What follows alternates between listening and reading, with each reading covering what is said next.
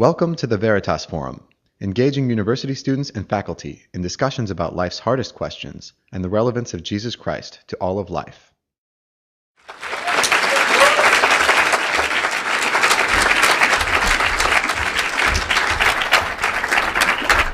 Well, good evening all. It's great to be with you.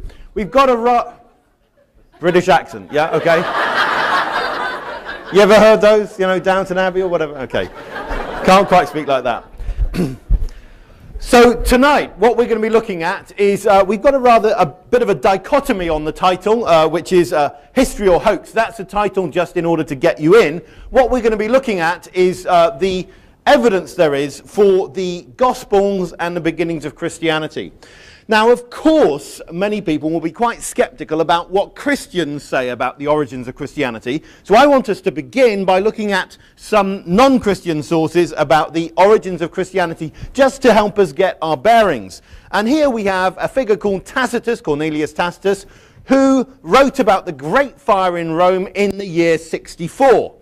Tacitus was a young child at the time in Rome, but Tacitus often is trusted when he writes about things that happened in such far-flung places as Britain, well before he was born. So here are his words about what happened at the Great Fire in Rome when it was suspected that Nero, the emperor, had started the fire.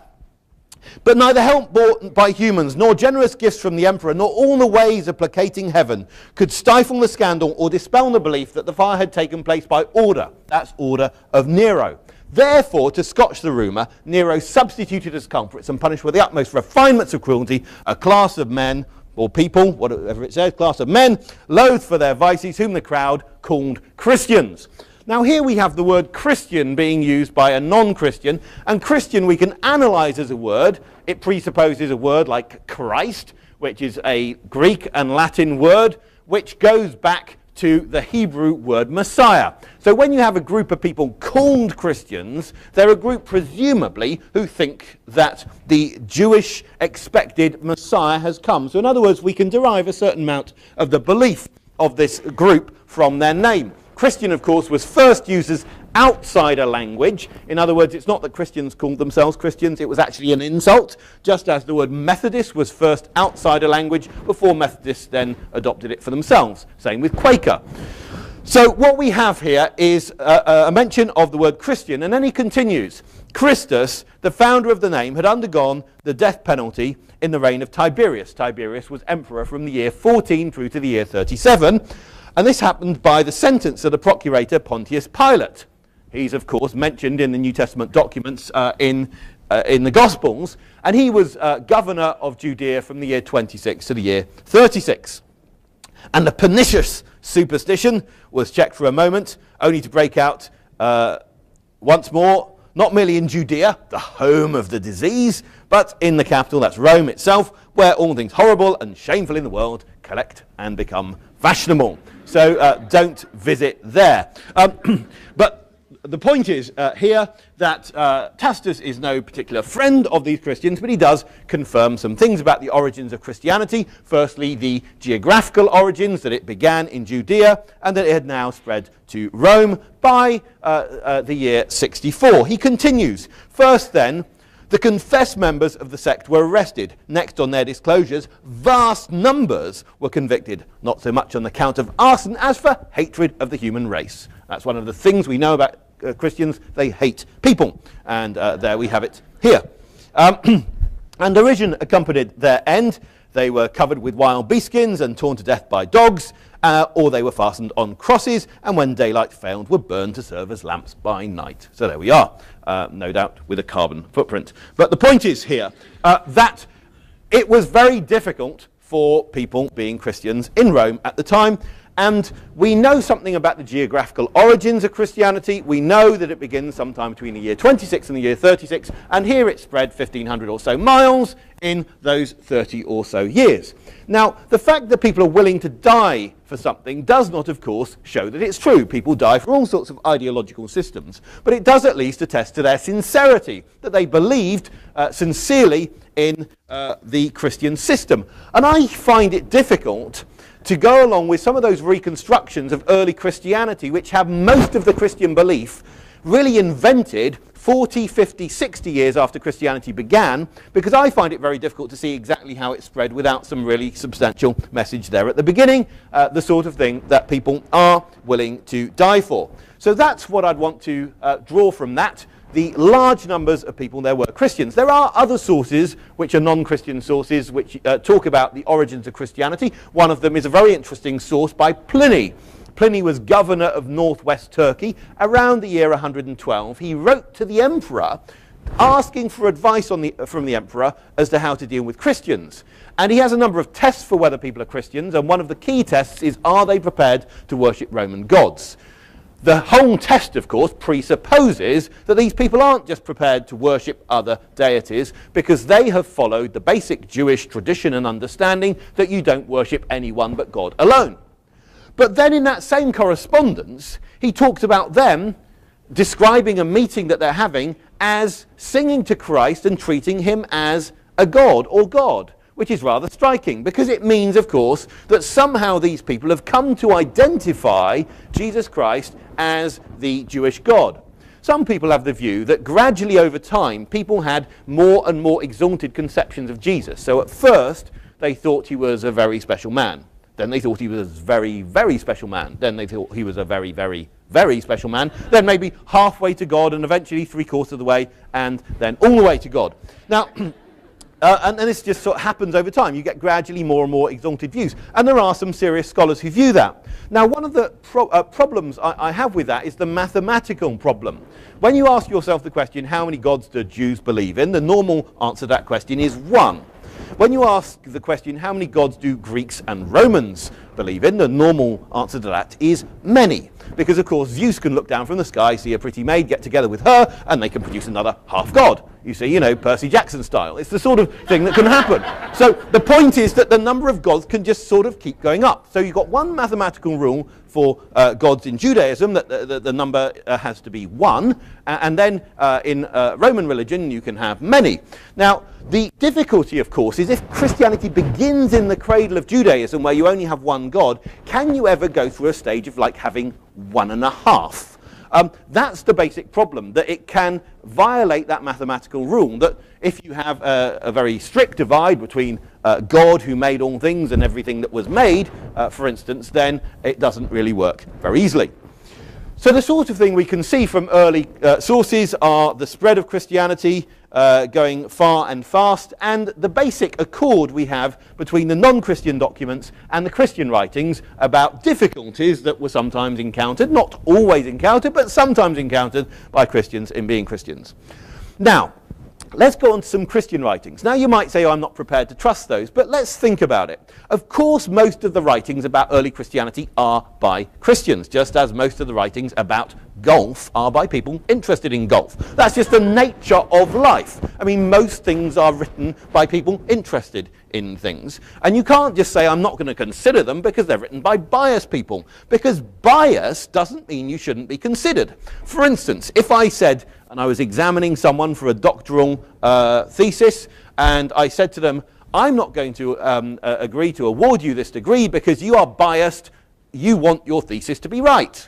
That doesn't really help. Or if you were accused of something very terrible and you try and defend yourself, someone could say, but you're biased, you want to show yourself innocent, and so on. Bias isn't a reason for not listening. So of course we have Christian documents, and of course they have an interest in Christianity. One of the striking things about the Gospels, the 4 Gospels, Matthew, Mark, Luke and John, that I hope you will, as educated people, take the time to read at some stage, it really doesn't take very long, is that you can find all sorts of knowledge they have of the time and place of the origins of Christianity. Now this is very striking because there's an unusual case of scholarly consensus. When you ask most scholars where Matthew, Mark, Luke and John originated, most of them, whether they are skeptical scholars or less skeptical scholars, people who go for traditional attributions or not, will basically say that 3 or 4 of the Gospels were written outside the land where the events originated. They disagree about which one might have been in the land, but they basically agree that a lot of the material was written down somewhere else. And yet they show striking knowledge of the time and place, as I hope to show. let's look at the question of knowing people's names. Names are, of course, rather hard to remember, but we'll think about that in a minute. There has been a study done by a German scholar called Tal Ilan, who's gathered together a number of different names that are written on bone boxes or in historical records like Josephus, Dead Sea Scrolls, and so on. By the way, our moderator tonight has photographed more of the Dead Sea Scrolls than anyone else alive, and has done many other wonderful things as well. So it's great to be with Professor Zuckerman tonight. But what's been studied from these sources is, in fact, how many names there were and what was the most frequent sort of name. And what you find is basically the names you get for individuals within the Gospels and the book of Acts also fit with the names that you would have outside the Gospels for Jewish males and females of the land. So if I can give you a bit of statistics on that. Outside the Gospels, you find that the most popular name for a Palestinian Jewish male was Simon. Inside the Gospels, it's also the most popular name. Second most popular name, Joseph. Outside the Gospels, also the second most popular. Inside the Gospels. And then what we find is if we take about the top 2 men's names outside the Gospels, we find that they're about 15-16%. Inside the Gospels, about 40%. Let's go to a bigger data sample. Top 9 men's names, you find about 41% outside the Gospels, about 40% inside the Gospels. In other words, a pretty good correlation. Fewer statistics for women's names, and therefore slightly more variation, and a little bit less imagination about what names to use, I have to say. But there we can say that the top woman's name outside the Gospels was Mary, inside the Gospels also Mary, and that we have about 39% of women inside the Gospels with the top 2 women's names, Mary and Salome. Outside the Gospels, about 29%. About half of women outside the Gospels have the top 9 names, about 61% inside the 4 Gospels. Now these are patterns which are showing up across 4 different writers writing 5 different books. It's quite striking because I think if I asked you to write a story about people in Libya 100 years ago, you would rather struggle to give, and you had lots of characters in the story, you'd struggle to give them all the right sort of names. In fact, even if you were to write about lots of characters in California right now, you might struggle to get their names in the right proportion. These proportions of names have only been known for the last 20 years or less, and we find that the Gospel writers basically fit within those proportions. We can look at the most popular Jewish men's names in Israel. We can go across to the many Jews that there were in Alexandria in Egypt, and we can find a different pattern of names.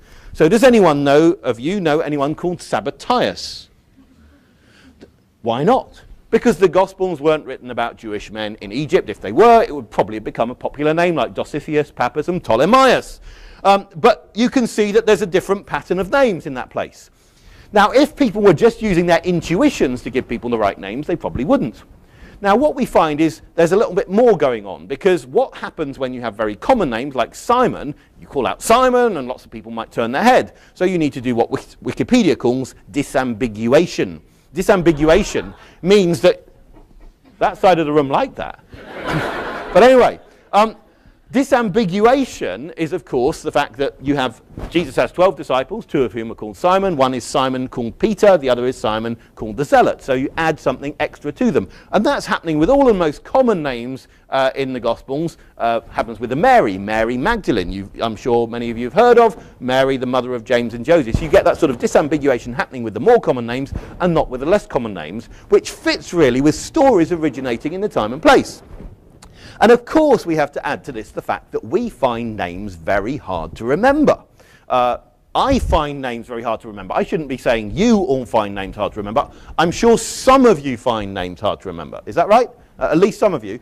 Because usually almost always there's no logical connection between someone and a name.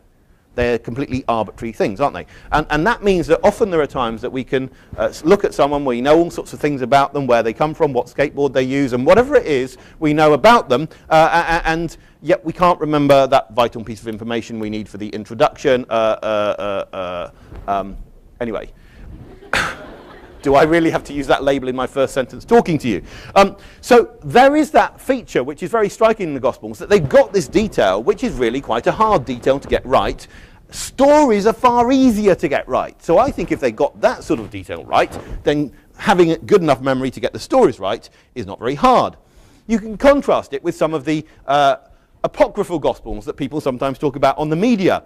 The sort of names that they might give you, Gospel of Thomas, Gospel of Mary, which doesn't even tell you which Mary it is, or the Gospel of Judas, they don't do so well. The Gospel of Judas is one of my favourites. It's got two Palestinian Jewish names.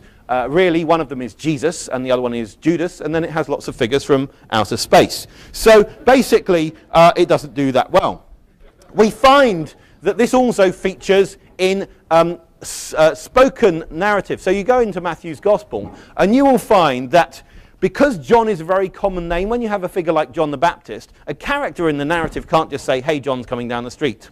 Because the question would be, which John are we talking about? So the character in the narrative, in this particular quotation, a man called Herod, king, he calls John the Baptist, but the narrator in the next two occurrences calls him John. Then Herodias' daughter wants the head of John the Baptist. She can't just say, give me the head of John. She might have got the head of the wrong John. So she asks for the head of John the Baptist, and then the narrator continues talking about John. So we see that the way narrators speak and the way characters in the narrative speak is different. In fact, this occurs for the name Jesus.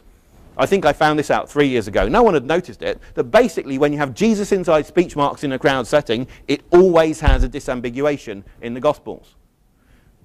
Now, the interesting thing about that is, of course, after Christianity had been going for a little while, Jesus becomes pretty famous. So you wouldn't need to disambiguate anymore. So the fact that you have that feature really is because you have the Gospels written early on. By the way, if you miss any of this, I'm sure you'll be able to look online, and this lecture is online if you miss any of the jokes.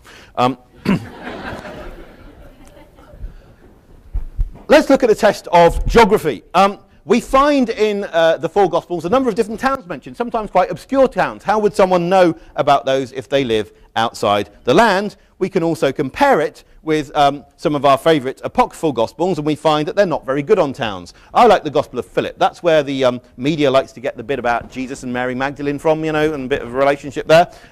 Not that that's quite what that text says. It only knows two towns. One is Jerusalem, which is the capital. The other is Nazareth, which it thinks is Jesus' middle name. So in terms of knowledge of geography, not very impressive. A couple more apocryphal Gospels only managed to get Jerusalem, and the next 13 that I looked at have 0 towns. So in terms of knowledge of towns, not doing so well. Now, we have lots of other features in the Gospels which I think are significant. One of them would be the whole criterion of embarrassment. I mean, the Gospels have loads of embarrassing things. You find that the leaders of the early church, the people who had supposedly followed Jesus, abandon him just before he dies. I mean, even the idea of crucifixion is pretty embarrassing. All sorts of things that aren't very good PR. And the sorts of things Jesus says, that you should do what the Pharisees say, the way he is portrayed as getting angry, and so on. We have all sorts of hard reporting, disciples arguing with each other, and so on. These are sorts of things that I think indicate a level of trustworthiness. Another feature of the Gospels we could look at in more detail, but we don't have time, would be the Jewishness of the Gospels. You see, if Christianity began in the cradle of Judaism, then the earliest stage is the most Jewish stage. What happens is fairly rapidly, as non-Jews, Gentiles become Christians, you get a gentilification of Christianity. In other words, not that it's becoming more genteel and British, but the point is that actually it becomes more Gentile and forgets some of its Jewish roots. Now, if the Gospels were written at a later stage, I wouldn't expect them to be as Jewish as they are. Another feature we could look at with the Gospels is the fact that we are dealing with authors that can be traced to a particular period. Some people say, it's commonly said, that the four Gospels are anonymous, which is something that I would like to dispute. The fact that they don't use the names of the authors within the text doesn't mean they don't have it, so to speak, on the title page. When we go to our earliest manuscripts, I like this one, by the way. This is a manuscript now in Rome, but it's got the end of Luke's Gospel and the beginning of John's Gospel, 100 years before Constantine. So the idea of Constantine, a Roman emperor, like choosing the four Gospels out of a great panoply of Gospels, exercising power, just doesn't really work, when if you went to Ireland, you could find a copy of the four Gospels from 100 years before Constantine. It really just doesn't work. And we can home in, and now we can read the opening of John's Gospel, and you can actually see John's name at the top. there are credentials for a gospel, like John's gospel. You can make an argument it really is written by John. There's someone from around the time of this manuscript who actually quotes a bit of this gospel and says it was actually written by John, and he was a disciple of John. Now you might say, well, how do I know that's a reliable indication of authorship?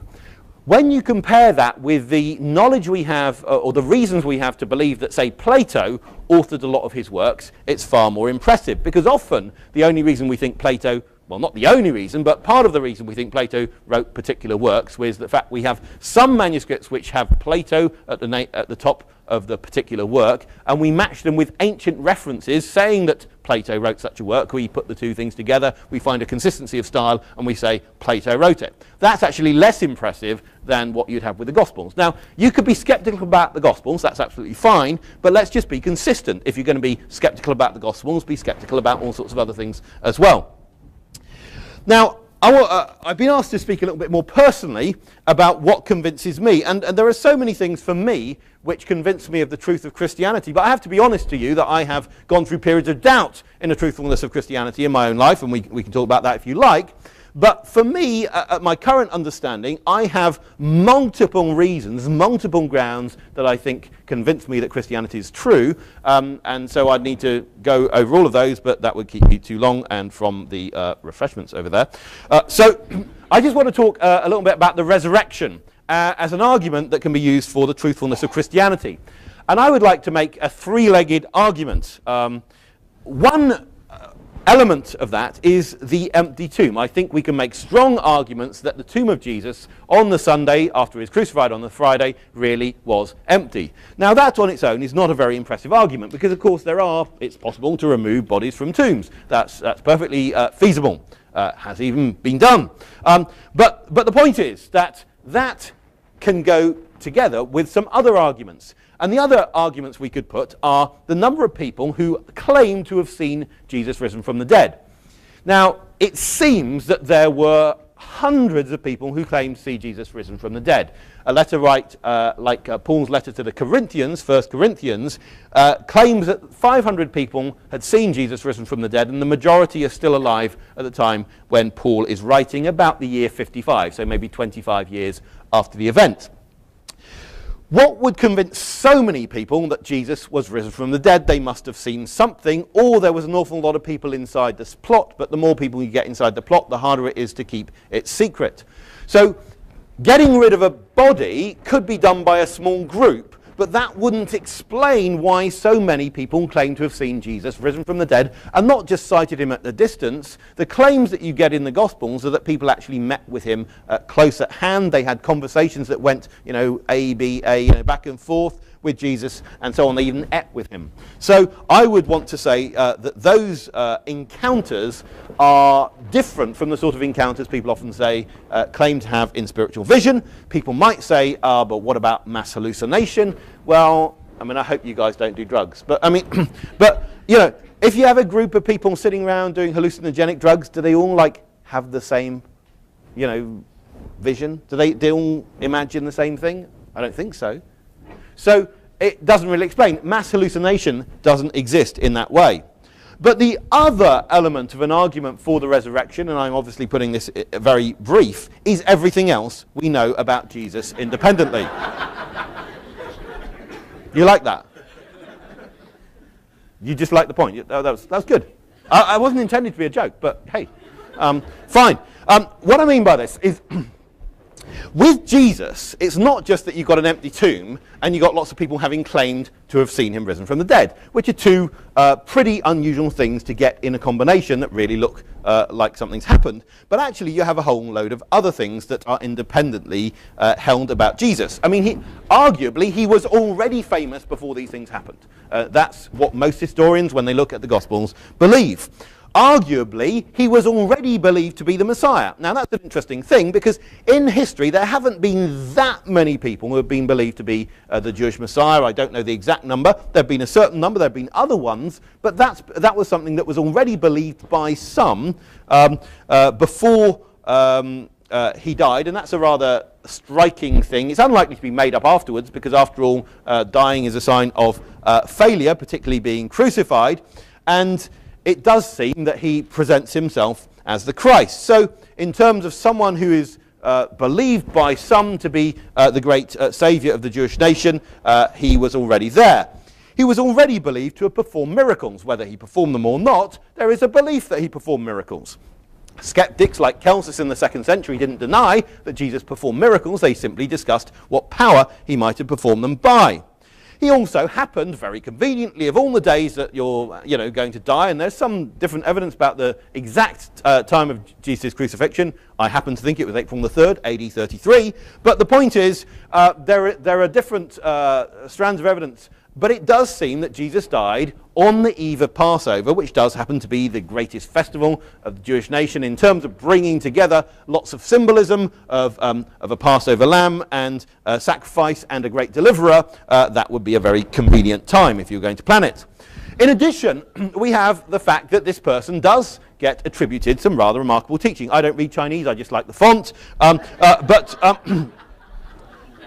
the point is that there are various remarkable sayings that people have, sometimes known as the Golden Rule. Confucius came up with one that goes something like, what you do not want yourself, do not force onto others. That's, I understand it's more literal rendering, and some of you will know that. Rabbi Hillel came up with, that which is hateful to you, do not do to your fellow. That's the whole law. But Jesus is said to have said, whatever you wish that others would do for you, you do also for them. This is the law and the prophets. Now, the striking thing for me is that Jesus is the one who's said to have come up with the best, what we normally agree with, the best form of this amazing ethic. Now, he might not have come up with it. It might have been a disciple who attributed it to him, but that's also a pretty lucky thing, to have such kind disciples to come up with amazing things and then say that you said them. I mean, that would be just the sort of disciple it'd be really nice to have. So what I mean is, you have and of course there are other stories that are attributed to Jesus. Stories of, the Good Samaritan and the prodigal son. Very, very powerful stories. So either he came up with it, or he happened to have really generous disciples who are happy to pass on the copyright to Jesus. Whichever way, it's another convenient thing in relation to Jesus. So some people say the problem with the resurrection is it basically spoils science, because science has everything orderly, and then you say there's this thing that disturbs the order. And I say, well, what if I allowed Jesus to be a new organizing principle? In other words, it's not that he sort of comes in and messes up order. Actually, he creates order. So my understanding is that if you think of Jesus and you are prepared to accept him as the saviour of the world, and as believe the statements that he seems to have made about himself in terms of his great mission in rescuing people and representing God here on earth, if you accept that, then actually other things begin to fall into place. So those are things I have to leave with you, and I believe it's over to Professor Zuckerman. Is that right? Or no? Back to our chair. Sorry. Okay. But I'm back to that chair. Okay.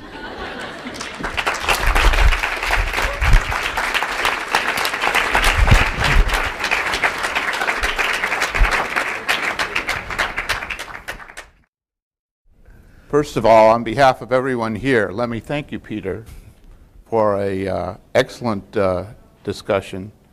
You and I have lots of discussions all the time, but it's fun to share it with everyone here. As I understand it, I'm supposed to be the facilitator of questions, but I was also told that I was allowed at least one question of my own. So I'm going to pose one, Peter. One of the things that was made prominent in the title of this talk was whether the story of Jesus is either a hoax or history. Mm-hmm. And I think you've done a really good job of refuting the concept that it's a hoax. Mm-hmm. But the issue of history is another more sensitive issue that I'd like to explore with you. The gospel writers don't call what they do writing history. They call it, in English, gospel. In Greek, kerygma. Kerygma means proclamation, a public proclamation, the news. I would probably put it this way: news you can use. But the news isn't necessarily history. I don't know about you folks, but ever so often I read something in the newspaper and it's something I actually know about.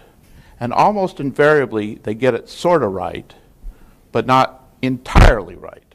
And I say, you know, I wish they were a little more careful about this sort of thing. So news has a sense of, I don't mean that these people who are writing the news are trying to mislead anyone. They're on deadline. They're trying to get things going. Well, you know something? The gospel writers, they were on deadline too. They had this feeling that the things were coming to a conclusion very fast, maybe next Tuesday. And the fact that we're all here still talking about it, I think they would have found a genuine surprise. But be that as it may, God works in mysterious ways. But the question I'd like to pose to you is, granting that the Gospels are not a hoax, and they are news on deadline, to what extent can we be sure of what is the historical material? And I mean history here in the modern sense, in the Gospels. To what extent, how do you as a scholar and also as a man of faith arbitrate between history and gospel? Thank you. That's a great question. The way I look at it is that, and it really is a great question. The way I look at it is that history as an academic discipline is not the sort of thing we quite live by. What I mean by that is that let's say you go out for a date with someone, romantic date, you're just getting to know them, and they tell you about their life, and you say to them, can you corroborate that? Your relationship isn't going to go very far. This is dating advice, by the way.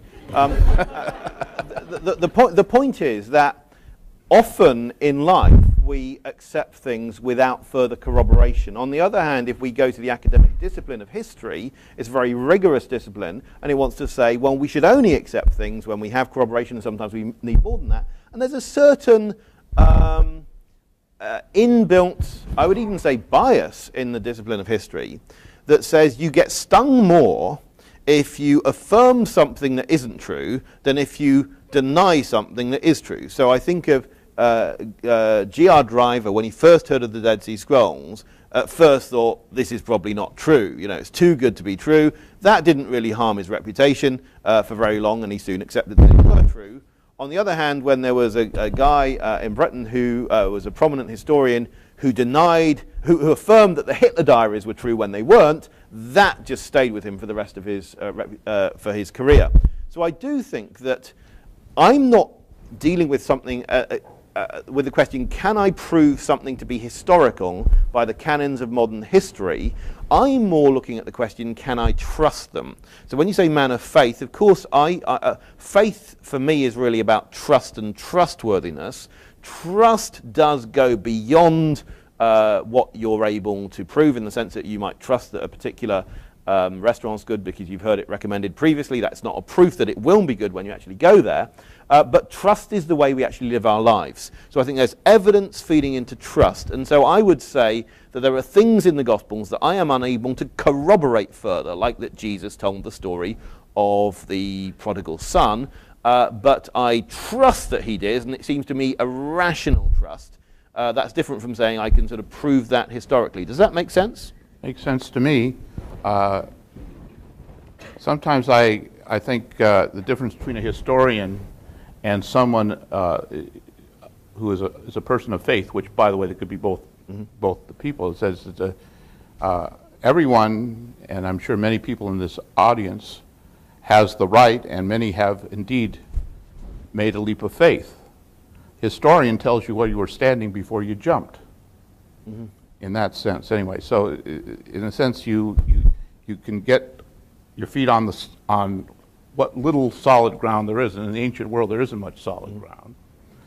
And then from there, you can go forward. Now, obviously, it's important to leap from a position of stability, or as much stability as you can. Otherwise, if you're just leaping into the dark from nothing, you can't really do that terribly with, let's say, with a sense of validity. But I think what you're saying is that as a historian, you look at the things that you can reasonably extrapolate from the facts or from the data that we have, and then from there you can build your faith from that. Is that it? Yes, I wouldn't quite use the phrase leap of faith, because that sounds like you're just doing something really quite wild. And of course the word faith has been reanalyzed in the last couple of 100 years, so that now faith tends to mean a sort of leap into the dark, whereas I think the word fides in Latin, trust, does have an evidential basis. So we trust certain brands, we trust certain people. So I'd want to say it's continuing beyond evidence. I'd also want to say that in some senses everyone trusts things. We're doing it all the time. It's actually the way we live our lives. So you can't actually live a life without trust. And so the only question I would have if I'm comparing a Christian trust with another trust is, am I actually being less rational in my trust than someone else is being in the way they trust? Okay.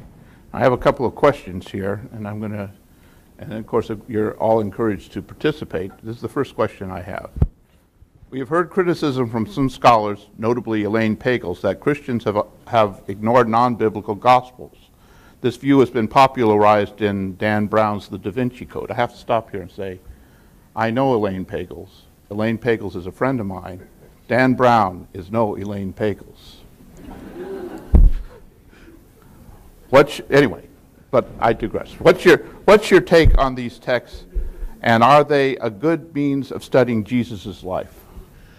The way a lot have been talking in the last few years about apocryphal gospels. Just a bit of history. In 1945, 13 ancient books were found in Egypt from around the 4th century, and some of these contain apocryphal gospels or books with the title Gospel of so-and-so, Gospel of Thomas, Gospel of Philip, and so on. And these and a few other discoveries have become quite popular. My study of those works, and my even better friend Simon Gathercole's study of these works, and he's a scholar in Cambridge, suggests that a lot of the time these works actually depend on the 4 Gospels. So for instance, they never choose the names Matthew, Mark, Luke and John, because I think those names were already taken.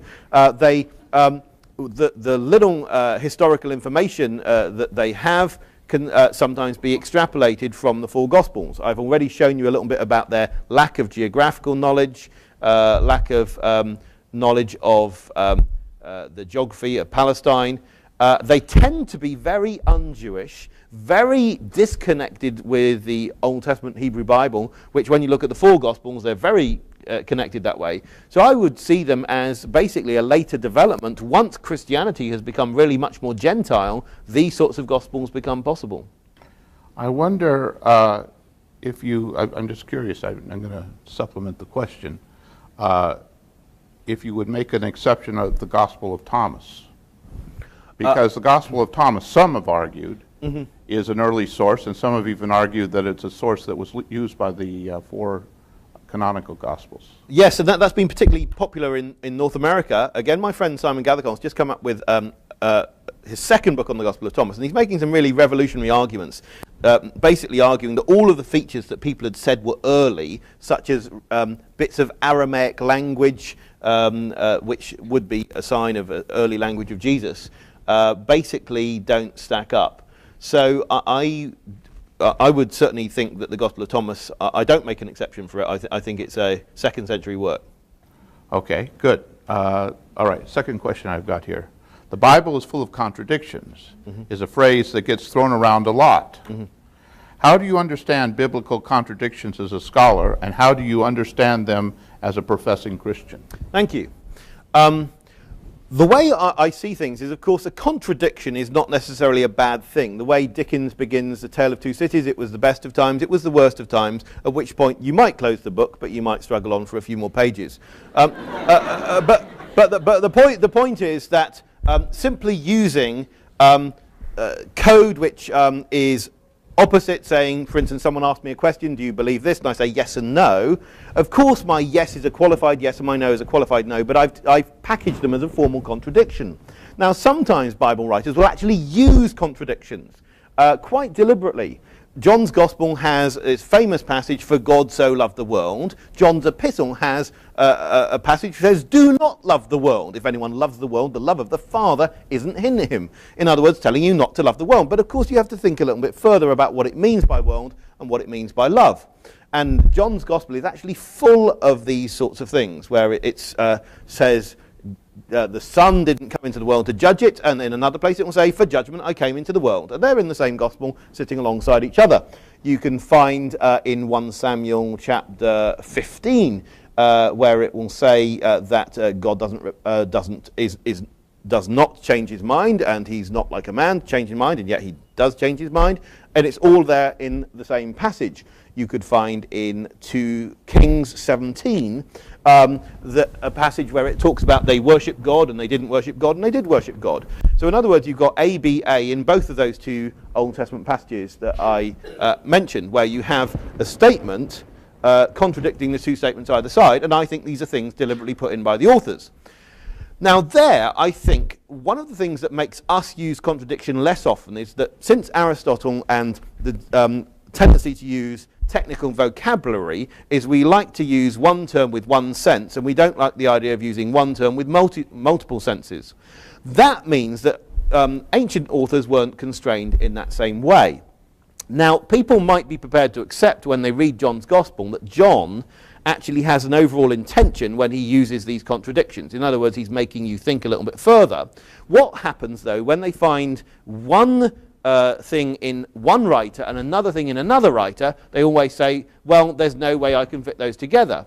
Now, the way I would understand things is that things are written in the Bible such that there are different authors at a human level, but a single author at the divine level. I can't prove that, but it seems to me a rational thing.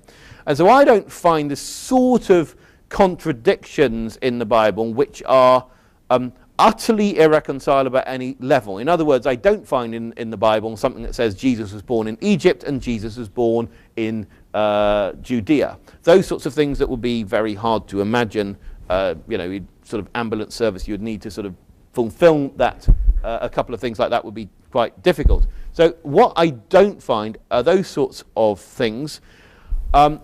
So I come to the text believing that it speaks truth. I don't think it has to speak truth according to our conventions, our interest in precision. It can quote in completely different ways than us, because after all, speech marks were only invented in the last few centuries, and so on. So there are all sorts of conventions which make it different. But I think, and this is where we'd need to have a very long discussion on this issue, that I think there is an overall coherence within Bible writers, even that come from some pretty different perspectives. Happy with tension? Me too. Again, let me bounce back from that question. Of course. It seems to me, as a modern society, we just don't like contradiction. To us, when we see a contradiction, we tend to assume invalidity. In other words, if there's a contradiction, maybe one is true or the other is false, but maybe they're both false, but they can't both be true.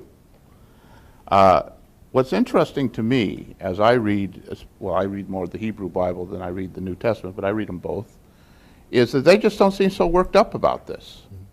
You can read Genesis 1 and it seems to give you one scenario, and you read Genesis 2 and it seems to give you another scenario, and we get very upset about this, but they don't seem to mind at all. You don't say, don't worry, let me work this out for you.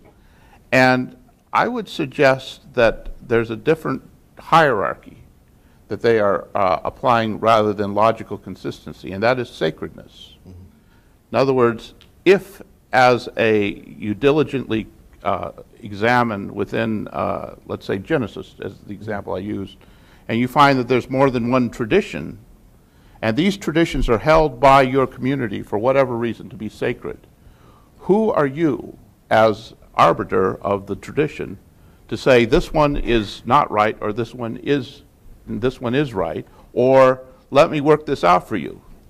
It wasn't worked out for you, because if it were worked out for you, it wouldn't be.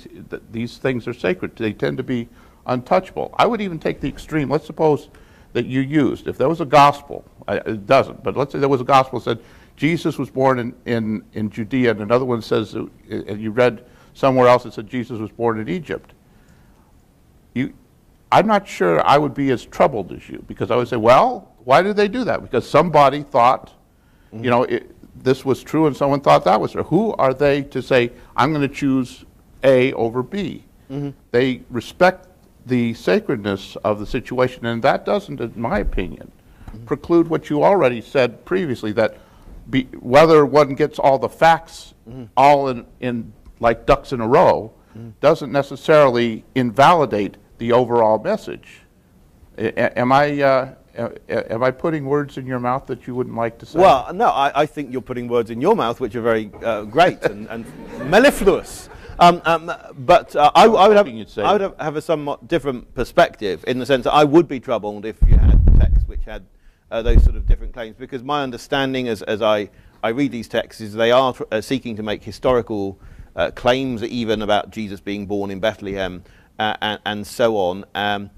I do accept that there is such a thing as reporting, and you can report two traditions. But I think when scholars claim that they found these two very different strands which have been combined by some editor at some stage, that is essentially a scholarly reconstruction. All we have is the final text, right. And the final text is where we start from, and then we try and explain how the final text arose as it did. So if we have two passages alongside each other that seem to us to be different, well, someone put them together and thought that they could fit together.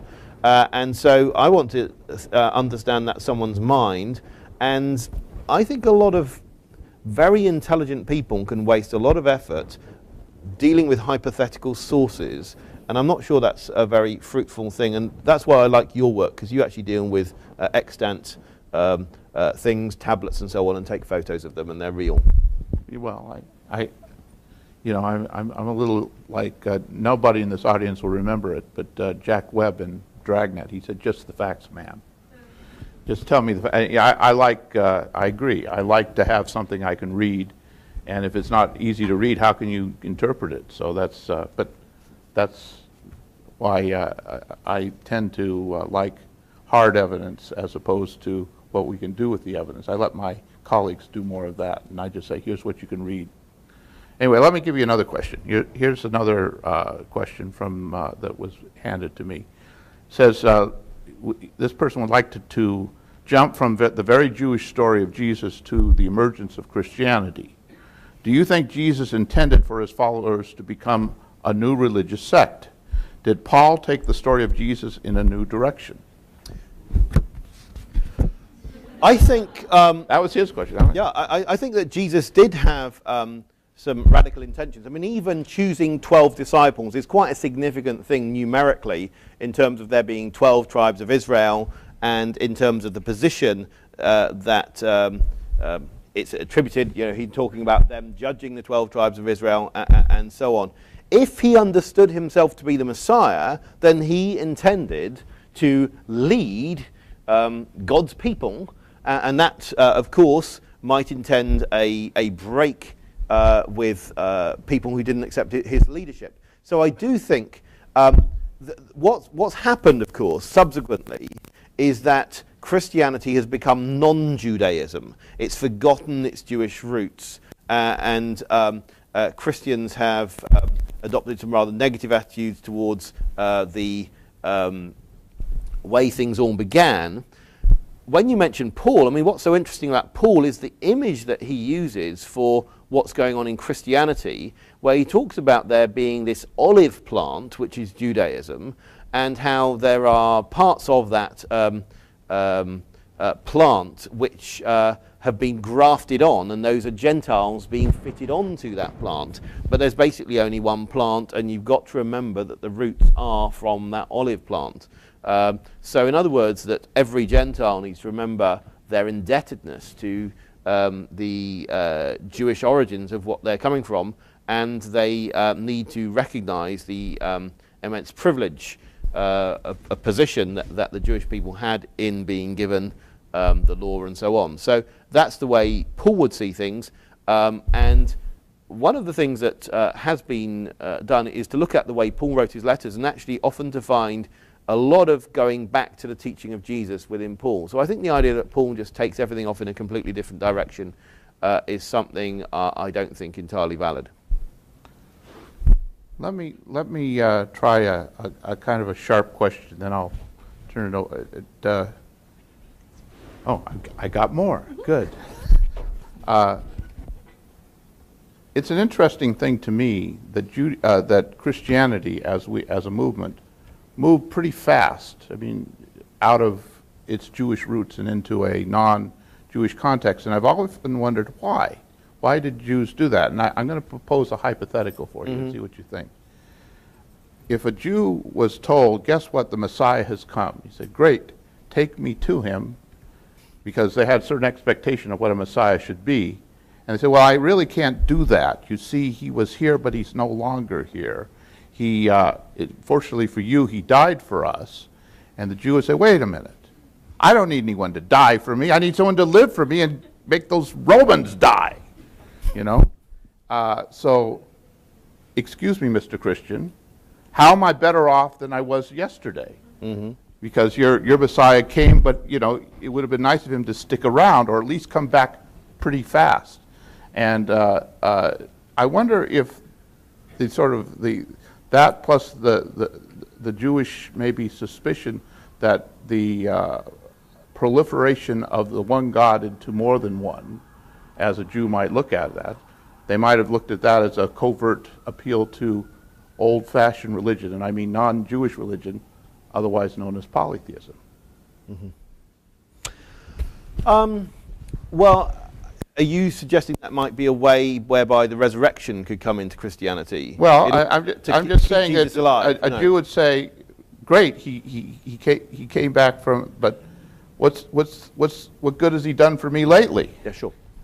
Well, And I mean, that's why I wonder. I mean, clearly in the Gospels, you have the expectation that people have that a Messiah is going to be someone who's going to politically rescue people from the Romans, and that's often presented. You know, Luke 23 would be a famous passage where lots of people, Jesus on the cross, and lots of people are calling out to him to save. They say, "Save yourself, save us," you know, and so on. That's the real expectation, that someone on the cross is actually being shown to be a loser, and so you know, what good is it?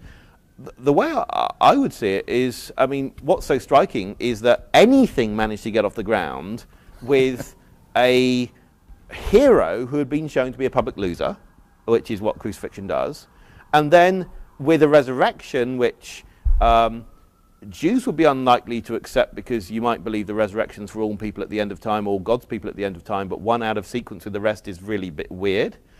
So that's strange, and for the Romans they would think that you know, wouldn't it be better to go to the realm of thought or mind after you died rather than come back in a sort of gross re-embodiment? So how on earth did something with that at the center of it get off the ground? To me, the best explanation is, if a resurrection really did happen, that would be so shocking, surprising, and motivating if you actually met someone like that, that it would explain how it got off the ground. Now, I realise that's a non-historical explanation in the sense that it's a historian would say, well, you can't have miracle stuff. So, but it does seem to me that it does explain it in a way that other things don't. The young lady over there has been very patient, waiting for us to give her a chance. So let me give you a chance to talk. First, I would like to begin by thanking you. What you've shared has been very, very insightful. And it actually builds a little bit upon what you guys are already talking about. You have presented a very strong case for the historical relevance or the presence of a Jesus figure. And I think to myself, I grew up in a Christian household, and even those from other faiths may concede the point that there was a man named Jesus and he did great things and he started things and did things that we should respect. My question to you, and this may be out of your purview, but I would love to find out if you have a response for quote-unquote historical evidence of recognizing that he was in Christianity and did a spectrum of how divine Jesus may have been, particularly in light of what you alluded to the resurrection and some of the miracles. What other historical evidence, or how can we best speak about his divinity from a historical perspective? Thank you. again, just remembering what history is a discipline. I mean, how can you prove divinity using history? It seems to me, let's remember there are only two areas in academic discipline that actually can use proof. One is mathematics and the other is formal logic. And those can do that because they are very artificial situations, almost like games where you set up rules and you can therefore make a conclusion. Other things don't use proof in that sort of way. So what I want to say is reasons for divinity. Of course, at one level, Jesus has lots of reasons not to be divine. I mean, the very fact that people could see a person standing in front of them would seem evidence that this isn't God. And the very fact that this person died on a cross would be very good evidence this isn't God, in many people's eyes. So there are lots of things counting against any sort of deification, as well as the mathematical problem I alluded to. What I do think we can show historically is that there were early on people who treated him with some of the attributes of God. In other words, if you go to some of the letters in the New Testament which were written between 20 and 30 years after the beginnings of Christianity, they treat him as the judge, which was normally something only God could do. They treat him as creator. They worship him. They sometimes pray to him.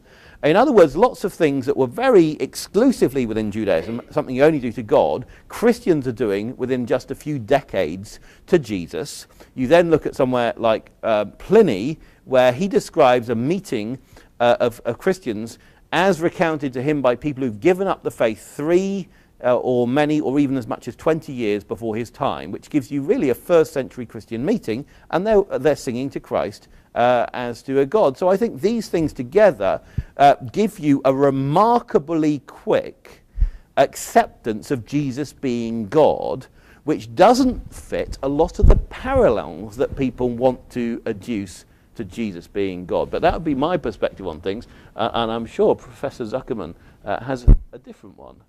No, I don't. I'm very happy to let the audience speak, and I don't want to overdo my role of this. Let me. I've been asked to work this out, to do one card and then one person. So you're on deck. But first, this is a good question anyway. Given that the Bible is predominantly written from the male perspective, why should I, a woman, this is the person who writes, value it? What role do women have in the Bible other than to be objectified? Fantastic.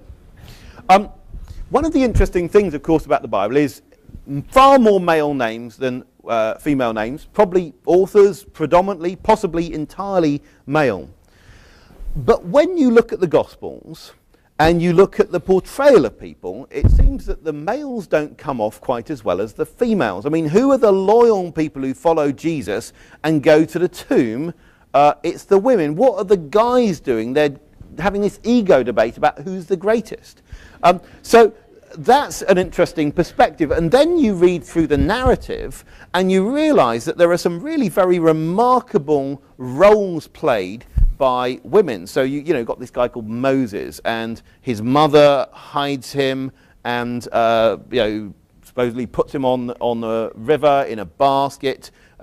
Sister's looking after him, and there comes Pharaoh's daughter and adopts him. And these really pivotal roles that are played to such an extent that you could say nothing could have happened without what the woman was doing. So a really classic and one of the sort of most sordid tales in the Bible is Genesis chapter 38. Now, Genesis chapter 38 is where there is this guy called Judah, who you're sort of expecting to have the king descended from him, at least if you read the later bits of the Bible, that's what you're expecting. What happens is he has a son, and the son's no good, God gets rid of him. He has another son, and he's no good, so God gets rid of him. And he has one more son, and what's happening with him? Not a lot. And then he's too young, and these two first sons had married a woman who's a non-Jew called Tamar. Now the interesting thing is Tamar gets rather fed up of waiting for a husband, so she takes everything into her own hand.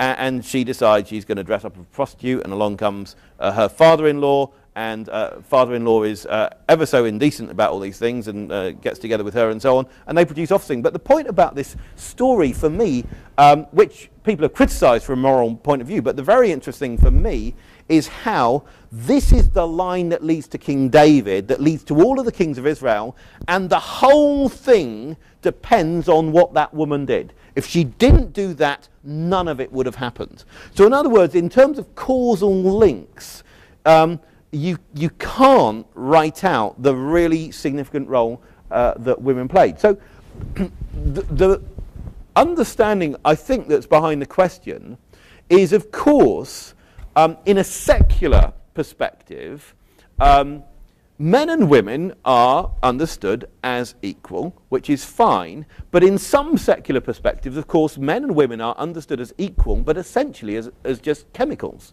I mean, the value of a human is simply that of a machine, and you know, it dies out. Now, I'd want to maintain that, of course, Christianity, in all of the different denominations, whatever the role of women they have in those denominations, has a far higher view of women than that sort of secularist construct. So when you're given a choice between that, for instance, of Christianity, it would have seemed to me that Christianity has a higher view. Now, you might still struggle with the Bible, but I do think, you know, one of the most remarkable, you know, characters in the Bible is the character of Mary. There are other very significant things, and you know, the women are not coming in for the same critique. So there is an asymmetry that's there, and I don't think that can ever be taken away.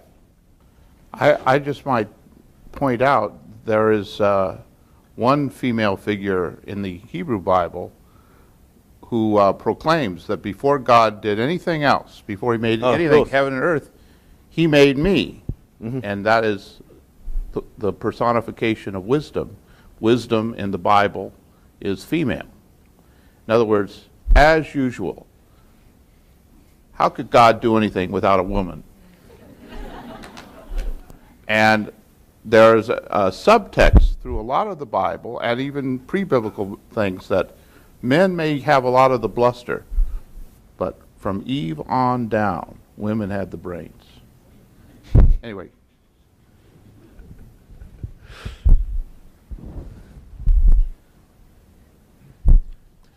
Thank you very much. Is it on? I can't tell. It is? Okay, good. Thank you very much for your talk. It's been very interesting so far. Either talk louder or closer. Or closer. How about that? It's not on? It is on, in fact. It's just apparently pretty weak. Okay. Just what if I get really close to it? That's great. That? There you go. Okay, there we go. Just want to make sure everybody hears you.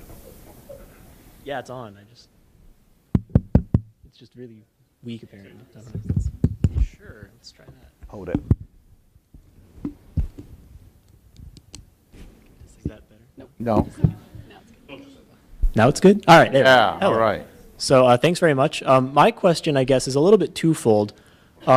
Firstly, I'm wondering to what extent you can separate Christianity from its Jewish origins. Mm-hmm. And if it can't really be separated, then I was hoping you could comment on the quite remarkable connection between the Hebrew Bible and the material that predated it, primarily all the Sumerian and Mesopotamian literature, and where you personally draw the line between understanding a Mesopotamian story and legitimate biblical narrative. Thank you. One of the things about the question, which is where I'm sure that Bruce and I are not at all on the same page, is the whole question of the age of the material within the biblical narrative. Now, let's just give a little bit of history on this. We now have the Dead Sea Scrolls, which gives us bits of the Bible as far back as around the year 200 BC. Dr. Zuckerman has made the best images in the world of the very earliest bits there are of any part of the Bible, which are around the 6th century BC, and they're tiny silver amulets which he can give you an amazing view of, containing a bit of the book of Numbers. What is often said is that when we compare the Mesopotamian material, the creation stories and flood narrative and so on, well, of course, they are far, far older because they're in second millennium copies and so on. And what we have in the Bible seems to come from much later. Now, I'd want to challenge that perspective, and I'd do it this way. If we go to a Bible that's 250 years old in America, and we look at the dates that they have in the margins for different Assyrian kings, you will find basically that they get the correct dates for the Assyrian kings to within 2 or 3 years at a time before Assyrian has been deciphered. There are 5 Assyrian kings mentioned in the Old Testament in the correct chronological order, such that you can look at various Bibles. It will tell you Tiglath-Pileser died in 728, we now think it was 727, and so on. That's because there has been remarkably valid historical material passed down within the Bible, and the point about that is, if you had a Bible that's 250 years old, where has it got it from? It's got it from a text edition of the Bible, which was based on manuscripts no earlier than the 11th century AD. But those text editions have given you reliable information from 1800 years prior to their time. So what I'd want to say is, one of the things I do not like going on in some areas of scholarship is putting maximum ages on biblical material based on the fact that we haven't found copies of the Bible earlier. If I understand it correctly, most of the ancient Israelite writing was done on perishable material, leather and papyrus, which perishes. Of course, on the back of you sometimes get seal impressions which show you fiber marks where there were fibers. But I don't want to put a maximum age on some of the stories in the Bible. So when someone says the Mesopotamian, Babylonian stories are necessarily older, that's a presupposition that I would like to be open to challenging. That is, I don't want to put a maximum age on material in the Bible. There's some material in the Bible that really suits an early time. So the famous story of Joseph getting sold for 20 pieces of silver, you can actually plot the price of humans and selling humans over a pretty long period of time. There's lots of economic documents for that. And that story, that price, really fits with a very nice early second millennium date. Now that's where I'm probably way off from where Dr. Zuckerman is, but I have to declare that different starting point in looking at the material. That means that the question doesn't quite work for me. First of all, Peter's right. I don't agree with him on this one. In particular, I think it's important to understand that when the biblical writers were writing, they weren't writing in a vacuum. Mm-hmm. There was a culture, there was a tradition that they both were very familiar with, and just as importantly, they didn't always like it. Mm-hmm. So, for example, a famous example is the flood story, which we could trace back, at least to the 3rd millennium BC, which is a long time, almost to the origins of writing, or origins of literature. And for all I know, it was floating around in oral form before that. But one of the major points in that story is the gods decide to destroy humanity because they're overpopulating and they're making too much noise, and it's for a frivolous and stupid reason. And in fact, they almost killed their own meal ticket by doing this. Now, what's interesting is the Bible clearly knows of this story. They even cite part of it. But what do they say? After the flood story is concluded and Noah comes out of the ark, God gives commandments to Noah. And one of the first commandments he gives is be fruitful and multiply and fill the earth. Now, why do you think that's there? It's because he wants to say, the narrator wants you to understand that story, that old story that we all have heard or at least are familiar with, that's just wrong. God would never do that. God would never be so frivolous as to kill people because they're messing up with his beauty sleep, which is what the Mesopotamian story says. And so in that story, the story to some degree, it may well be quite ancient, but it is an ancient story that is to no small degree trying to redefine the nature of God. So you don't think God would be like that.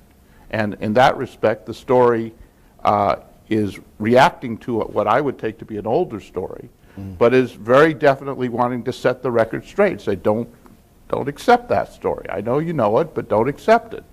And so there's a lot of that going on in the Bible, where you have some of these older stories, and the Bible goes out of its way both to embrace some of the issues, but also to deny them.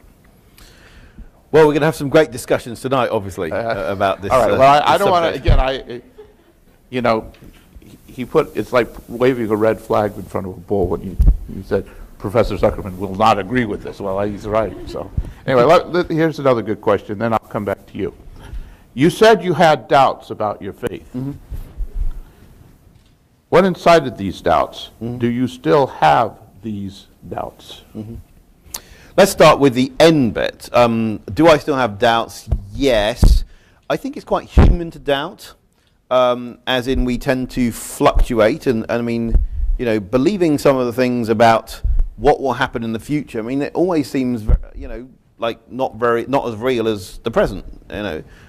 But so I do doubt, but I don't doubt, I think, in the way that I did doubt. What made me doubt, I think, was a number of things. One is coming across arguments that I couldn't answer, and that made me conclude, I think, sometimes falsely, that there was no answer.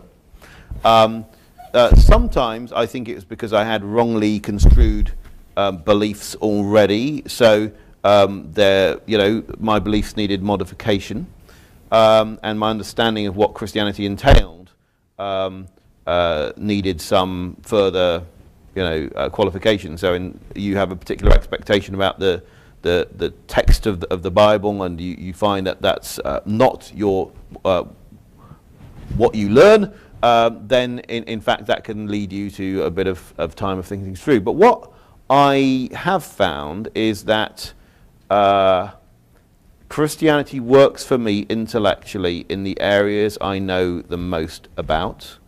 It also seems to work in the areas I know a little bit less about, and right the way through. So in that sense, I feel that it is extremely intellectually satisfying, and actually has led to me making some academic discoveries. So that is a bit of a positive test for me. Hello, my name is Sam Adams. First of all, I'd like to start off by saying my question will not be nearly as intellectual as yours or anyone else's, but I'm going to go anyway. So in one of my classes this semester, we were talking about the idea of history and how it's one of those things that we're all raised to believe. It's like third grade, you know, you learn George Washington's the first president. You don't raise your hand and say, no, teacher, wrong, you know. It's just something that you trust. But we're looking at articles where it's talking about like history books from the late 1880s all the way through now. History, like the cause, for instance, I'm going to give a quick example of the Mexican-American War in the 1880s was, you know, one thing. This person started it. By the 2013, the cause is completely different. And so at the end of the class, I found myself wondering if we can't even trust the history books, what's the difference between trusting the history of the Bible? How are we supposed to distinguish what history we can believe? Because clearly history is created by people and we're imperfect beings. So how do we know that what we are creating is true? Thank you. You're welcome. Thank you. I think the issue of knowing that something is true, sometimes what you're looking for is a sort of certain knowledge. And you can have different levels of certainty about different things. But whatever happens, I am sure you will have narratives about the past. So secularists have narratives about the past. You know, the big narrative that religion's been causing violence for a long time and grouping lots of things together. Or there's a common narrative that people used to believe the earth was flat and then Christopher Columbus found it wasn't, which is, of course, completely wrong. So there are lots of narratives that people have of the past.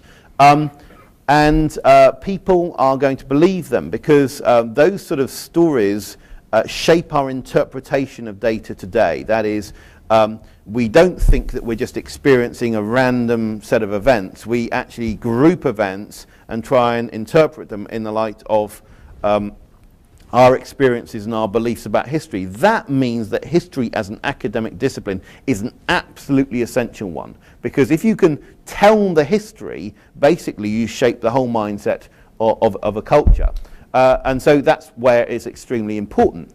Now, what I'd say with the Bible history is that I'm not trying to claim that I can prove it by the canons of history. I'm trying to say that I can show and I've been particularly focusing on the Gospels tonight, show signs of trustworthiness.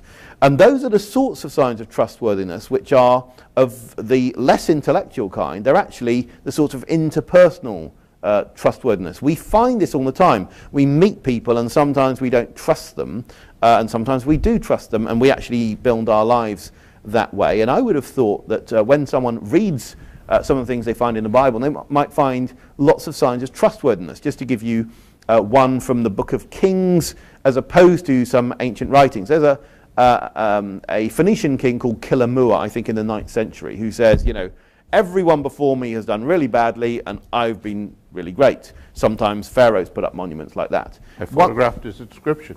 Yeah, that's great. I probably used your photo. Probably did. But what you find is that you compare that with what you have in the Bible when it tells you about the kings, and the one thing we know about the Bible in the book of Kings is clearly it's not commissioned as royal propaganda, because those kings come off pretty bad. Do you know any national literature which says as much negative about the people group from which it originates as the Old Testament, the Hebrew Bible, does about the Jewish people? Do you know any religious founding documents which say as much negative about the people who founded the religion as the Gospels? I don't. So in other words, I think you've got some pretty remarkable features there, which a lot of us would read and think that seems to me a sign of trustworthiness. Okay, I got a question here about law. Can you talk about Old Testament law? What roles do the laws have? Should we obey them and expect others to obey them? Right. So there is a group of people, I think they're called theonomists, who try to apply, these are Christians, who try to apply Old Testament law today in a fairly strict way. But the vast majority of Christians through the ages have not understood that to be what they should be doing. For one thing, because Christianity isn't about setting up an earthly kingdom. The kingdom of heaven that Christianity talks about is not a political system. So that's one difference when we look at the way the New Testament treats the Old Testament law. It can treat it in various ways as teaching you lessons, but in terms of instituting politically, be pretty careful. Not that one can't say that the Old Testament law is very good. I mean, a lot of the time people look at these laws and they say, well, that's really mean. You know, why do they have those sorts of commands and so on? I think the Old Testament law doesn't do that bad. What I mean is, you can't, unless you have an economic surplus, you can't have prisons, right? I mean, prisons require an economic surplus. So for us to look back at a society and criticize the way they have punishments because they're a subsistent society doesn't seem to me a very fair thing. So when we look at how often does our legal system deliver justice, how often when you go to the courts do we feel justice is done, real fairness, we might not be very satisfied. Well, at least in the Old Testament law, if you brought a case falsely, any punishment you are going to have inflicted on someone else gets inflicted on you, which seems to me reasonably fair. I might add, I mean, there are a lot of laws in the Bible that are hard to swallow. And when I wrestle with these issues, I remember that the Bible endorses change. Mm-hmm. The quintessential example is we've got this thing called the New Testament. Mm-hmm. Who needed a New Testament if the Old Testament was fixed and not to be messed with? Within the Old Testament too. I mean, there's you can read certain parts of Isaiah that talk about things happening one way, and then you get to about chapter 40 and there's a new message. Say, by the way, in light of current events, we are readjusting. And the Bible is constantly readjusting in the light of current events. If you follow Jewish and Christian interpretation, especially in the early periods, they kept, you know, even if the canon got closed, they kept on interpreting, and of course people still do today.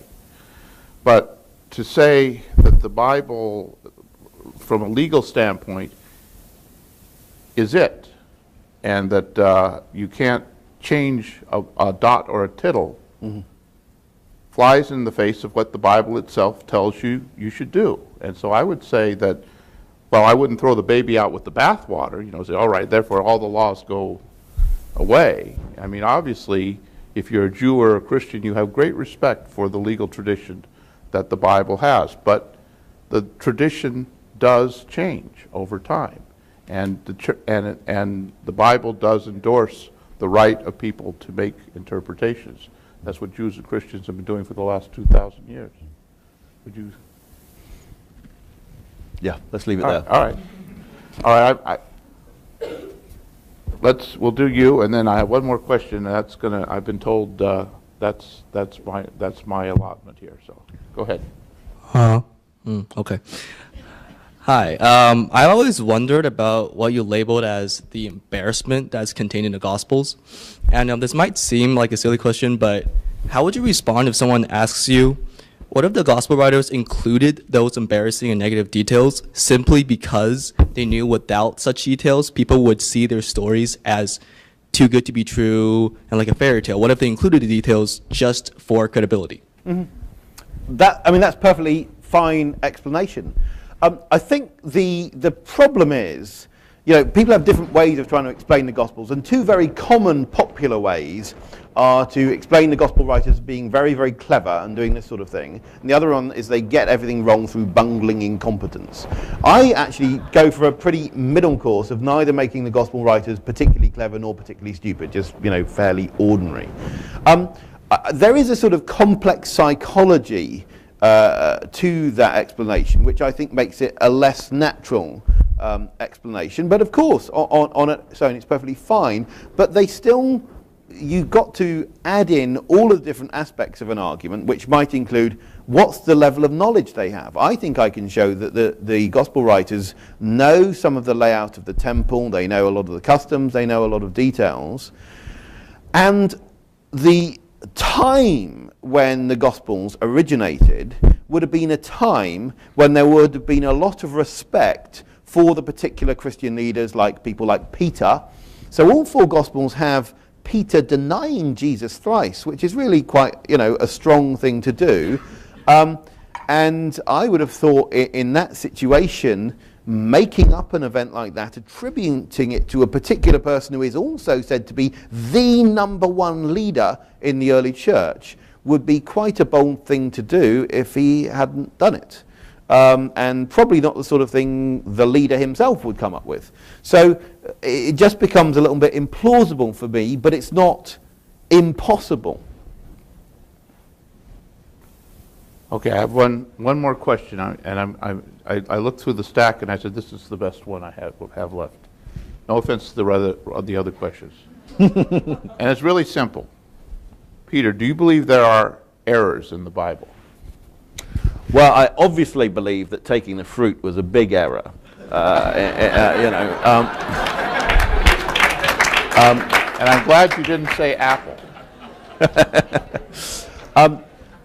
I think in Bible translations there can be mistranslations and all these sorts of things. But I would believe, and this would be controversial, but I believe that the Scripture, the word Bible is just 1,000 years old, and Scripture is a slightly older word that I like to use for this particular purpose. The writings are all authored by humans. They're also all authored by God, and therefore share the characteristic of God of his truthfulness. And I would want to maintain that throughout the whole. Now, of course, that invites all sorts of people to come and say, what about this, what about this, what about this? And you can do that. I'm not saying God speaks truth in a simple way, but I do think that it is true in the whole, yes. Well, thank you. A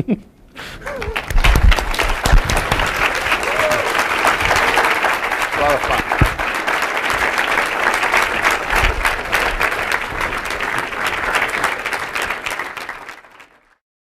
For more information about the Veritas Forum, including additional recordings and a calendar of upcoming events, please visit our website at veritas.org.